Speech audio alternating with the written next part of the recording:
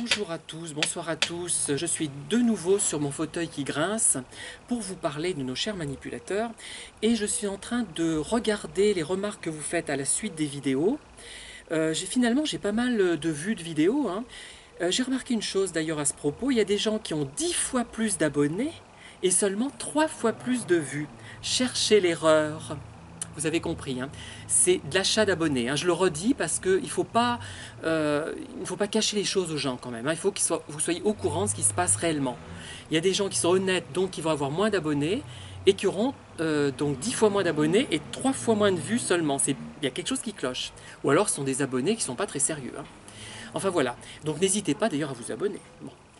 Et par ailleurs, je voulais évoquer un sujet qui a été abordé à l'issue d'une de mes vidéos, puisque comme je vous l'ai expliqué, je vais regarder tous les sujets, puisque je ne l'ai pas fait depuis un certain temps.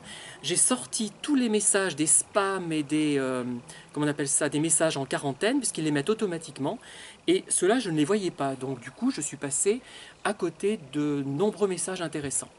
Alors, il y a une personne qui fait allusion aux manipulateurs pervers et aux homosexuels refoulés. Et finalement, je suis tout à fait d'accord avec elle. Elle insiste sur le fait que finalement, ce sont des gens qui sont, dans les deux cas, dans le déni. L'homosexuel refoulé est dans le déni de son orientation affective, sensuelle et sexuelle. Le manipulateur pervers est dans le déni de sa souffrance, le déni de l'autre, le déni de tout finalement. Et qu'on soit confronté à l'un ou l'autre cas, j'ai envie de dire que ce sont comment on peut dire ça, des paris perdus. Ça ne sert à rien. Il faut ne pas insister. Bon, je ne dis pas qu'il faut les traiter de la même façon peut-être, mais je crois que c'est à peu près la même chose. Et on sait d'avance qu'on ne pourra rien pour eux. Moi, je sais que si je me rends compte que je n'apporte rien à une personne, sauf les manipulateurs qui nous utilisent, mais qui nous vampirisent, mais finalement on leur sert en apparence, mais on les empêche de se centrer justement sur leurs problématiques et d'évoluer. Enfin, si tant est que ce soit possible, hein, je n'y crois pas trop. Voilà. Et c'est justement en les laissant tomber qu'on leur rend le plus de service.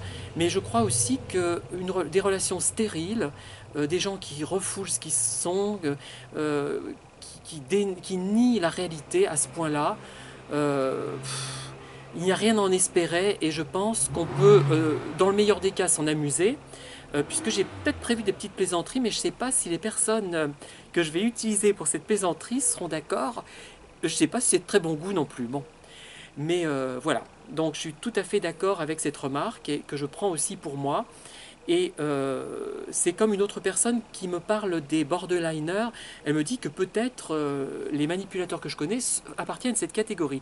Tout d'abord, ce que je déplore, c'est que l'américanisme, l'Amérique envahit notre pensée et notre langage. Moi, quand j'ai étudié en psycho, il y avait déjà ce terme de borderliner, et en fait, nous, on parlait d'état limite. La vraie catégorie, c'est état limite. Il y a vraiment une différence entre ce qu'on apprend en fac et ce qui est véhiculé dans le grand public. On parlait notamment du conscient, de l'inconscient, du surmoi, etc. Et dans les films, je me souviens, il y avait toujours le subconscient. Et ça, on n'en a jamais parlé. Il y a vraiment une différence entre le langage américanisé du grand public et le langage qu'on apprend en faculté de psycho ou dans d'autres facultés, puisque je suppose que pour les autres disciplines, c'est la même chose, hein. Voilà. Voilà ce que je voulais vous dire. Je vous dis à très bientôt et bonne soirée.